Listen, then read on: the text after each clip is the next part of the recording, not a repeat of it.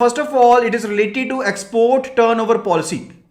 So export turnover policy is basically a variant of standard policy. So we have already learned about the standard policy, that was a declaration type policy, and further it is also a variant of, so export turnover policy is a variant of the standard policy, which is for the benefit of the large exporters. Okay, so all those exporters who have been paying an equivalent premium of rupees 10 lakh or above as per their projected turnover, they are eligible for the export turnover policy. So all the exporters whose turnover is likely to exceed the premium payable to ECGC by rupees 10 lakh. So let us suppose the case that person A is an exporter over there, and whose turnover is whatsoever, and he is paying a premium of rupees 10 lakh or above to the ECGC. He is paying a premium of rupees 10 lakh or above to the ECGC. In that particular case, he will be eligible, he will be entitled to avail the policy of the export turnover policy. Okay,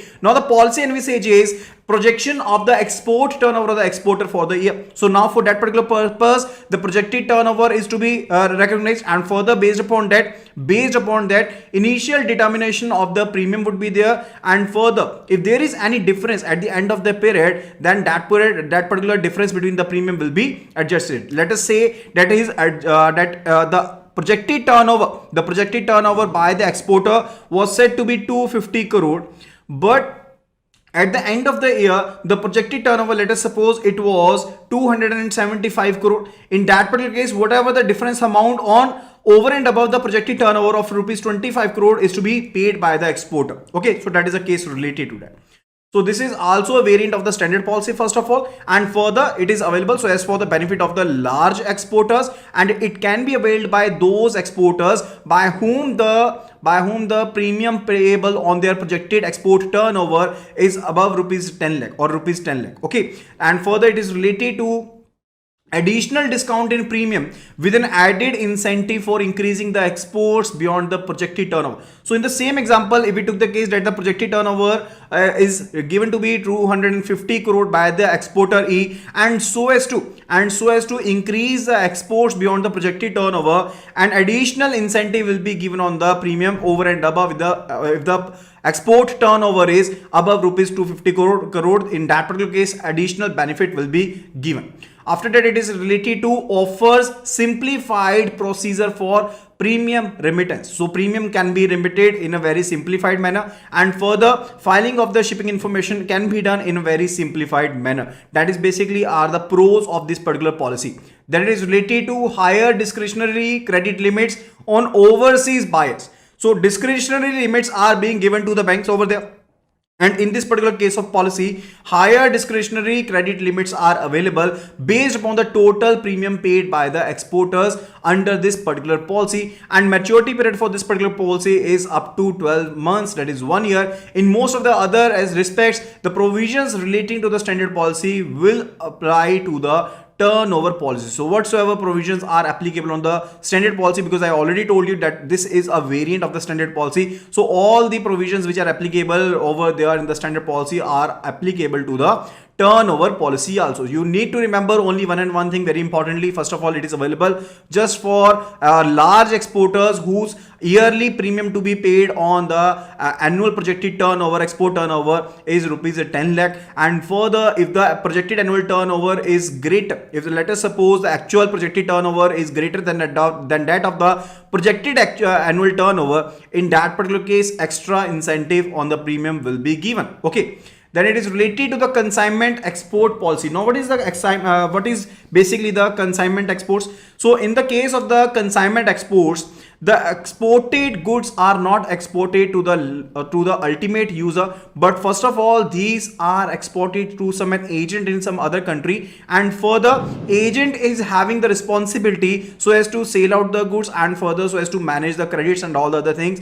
And further, so I meant to say, if the exporter is not directly shipping the goods to the buyer but shipping to some agent, so it may take some extra time so as to sell the goods to the buyers, so as to sell the goods to the ultimate buyers. Okay, so consignment exports refer to where the goods are shipped and held in stock at overseas centers. Now the goods are shipped by the exporter, but these are not ultimately sold over there in the overseas country. These are hold by the some agent over there or some entity over there, which is an independent entity, and these are ready for sale to the buyers, but would be sold at some later stage, not on the same time. Okay, so it may take some time in between. Okay, so there is a time lag in between the shipment and the actual sale. And to protect the Indian exporters from possible losses when selling to the goods to the ultimate buyers, it may be the case that when the agent or the entity is selling the goods to the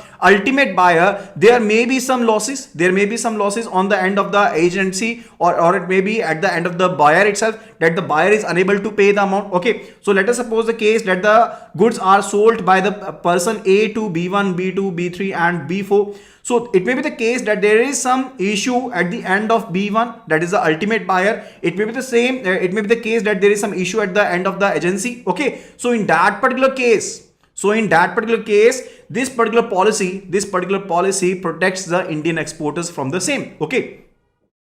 Then it is related to two policies are available for covering the consignment export. First of all, it is related to the consignment export stock holding agent. So first policy is related to in relation with the stock holding agent. So whosoever agent is holding your stock, it is in that particular regard. And then second one, it is related to consignment exports global entity policy. So in the first policy, it will be protecting the exporters, the Indian exporters, from the doings of the agency itself. And in the second one policy, that is a consignment exports global entity policy, it will be protecting the interest of the exporters from the agency itself and also from the ultimate buyers. Okay, so two types of policies are over there in the case of the consignment exports. So consignment exports stock holding agent policy provides cover. So it also provides a cover subject to some conditions. What are those conditions? Let us have a look at it. First of all, merchandise shipped to an overseas entity is purchased as an agency agreement. So there must be some agency agreement in between. Okay, so the goods are not shipped as it is. So first of all, they are having an underlying agreement. So exporter is having an underlying agreement with the agency over there,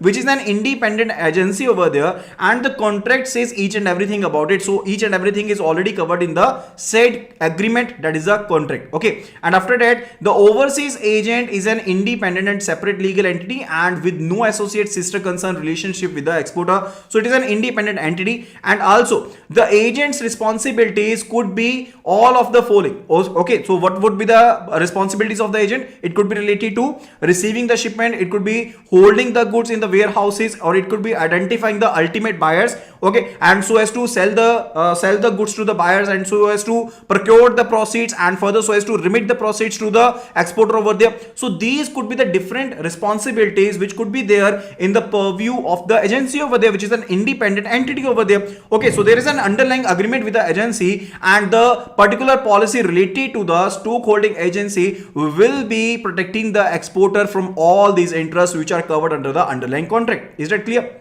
Okay. And further, the sales being made by the agent would be at the risk and on the behalf of the exporter. So whatsoever the goods are being sold,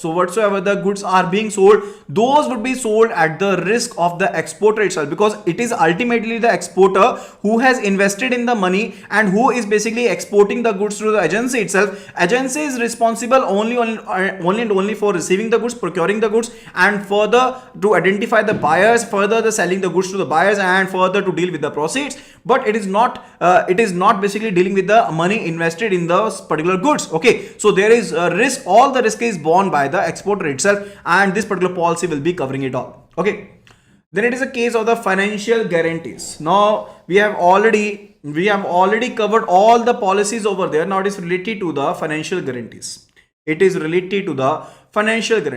ECGC, with the intention of giving protection to the bankers against the losses on the account of their financial lending to their exporters. Because see, first doubt is there in the mind of the exporters who are going to export. So what will happen if they are not able to get or to procure the proceeds? Okay, so ECGC is covering that by way of ensuring them, by way of providing them different insurance policy which are there under the purview of the IRDA. So whatsoever policy we have covered so far, whether it is a standard policy, whether it is a short-term policy, whether it is a BPTC, all the policies, BPST policy, so all the policies are covered under the purview of the IRDA, that is Insurance and Regulatory Department of India. And further it is related to now exporters are in comfort zone. Exporters are in comfort zone because all the insurances are covering most of the risk covers. They are covering most of the risk cover. But now banks are reluctant so as to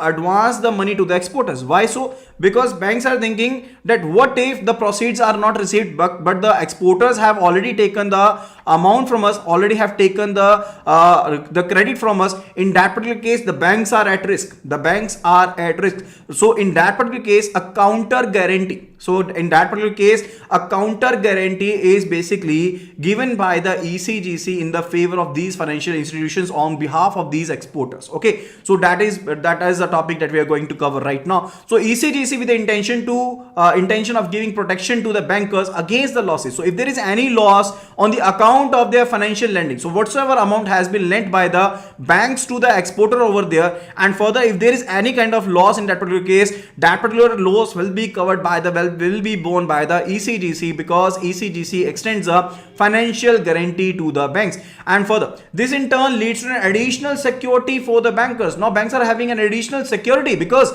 in that particular case, banks will not be reluctant so as to advance the amount to the exports, because they know that particular amount which they are going to advance to the exporters is now financially secured. Now it is that is financially secured, and that translates it into the adequate financial support to the exporters itself. Okay. Then it is related to any loan given to an exporter for the manufacturing purposes, for purchasing purposes, for processing purposes, or for packing of goods meant for export against a firm order or letter of credit qualifies for the packing credit guarantee. So whatsoever order has been procured by the exporter itself for the export purposes, or it may be the case a letter of credit is opened in the name of the exporter, in that particular case, that order qualifies for the packing credit guarantee extended by the ECGC. Okay, so it is issued for a period of 1 year against a proposal made for the purpose. Okay, so whatsoever the proposal will be made by the bank, so the guarantee will be issued, the financial guarantee will be issued extended by the ECGC, and it will be available for a period of 1 year, and it cover all the advances that may be made by the bank during the said period to a given exporter within the approved limit. Okay, so let us take the case that a proposal is made by the bank related to exporter, even over here, that a pre-shipment credit is to be advanced to the exporter over here. And let us suppose the case the proposal was made for amounting rupees 5 crore. In that particular case, if the particular limit is approved by the ECGC, then the bank would be able so as to extend the bank would be able to finance the exporter up to rupees 5 crore with the guarantee of the ECGC. Okay, so there will be automatic approval related to the financial guarantee extended by the ECGC up to a pre-approved limit of 5 crore rupees if there is previous approval by the ECGC. Is that clear? The claim is payable in case of pre-shipment credit granted is not adjusted. If the pre-shipment credit so advanced is not adjusted, is not paid within a period of 4 months from the due date of the loan, in that particular case, the claim will be payable by the ECGC on the sharing basis. It will not be the case that there will be 100% cover, but definitely it will be covering from 60% to 75%. Okay, so whatsoever the amount is covered over there, that particular amount will be paid by the ECGC itself, and rest will be borne by the bank itself. Okay.